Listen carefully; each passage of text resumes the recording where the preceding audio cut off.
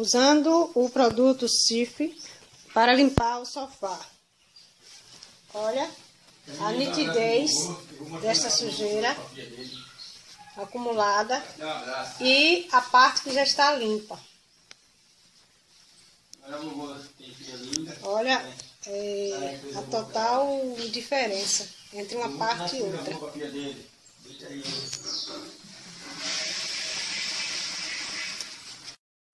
Colocando o produto e passando.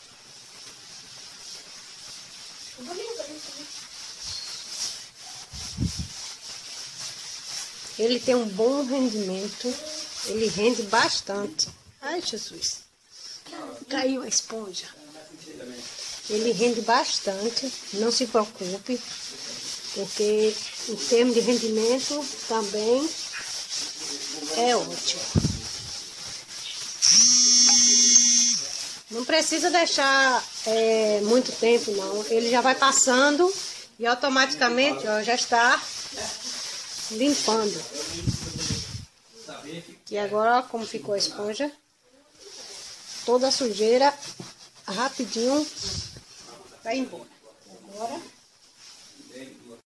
Agora a limpeza, passar o pano úmido para poder tirar o excesso da sujeira, tirar toda a superfície do couro.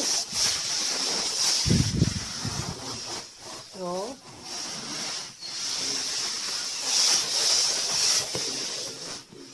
Pronto, gente, ó.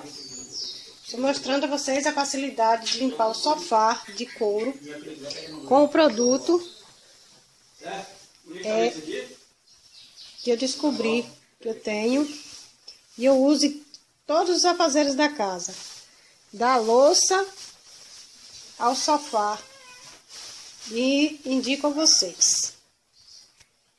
Beijo, até o próximo vídeo. Colocando o produto e passando.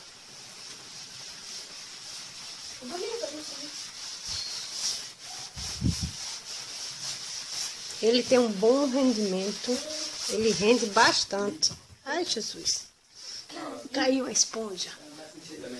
Ele rende bastante, não se preocupe, porque em termos de rendimento também é ótimo. Não precisa deixar muito tempo não, ele já vai passando e automaticamente ó, já está limpando. E agora ó, como ficou a esponja, toda a sujeira rapidinho vai embora. Agora a limpeza, passar o pano úmido para poder tirar o excesso da sujeira, tirar toda a superfície do couro. Ó.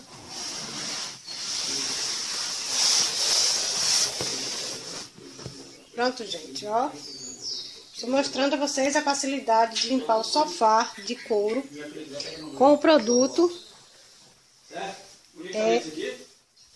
que eu descobri que eu tenho e eu uso em todos os afazeres da casa, da louça ao sofá, e indico a vocês. Beijo, até o próximo vídeo.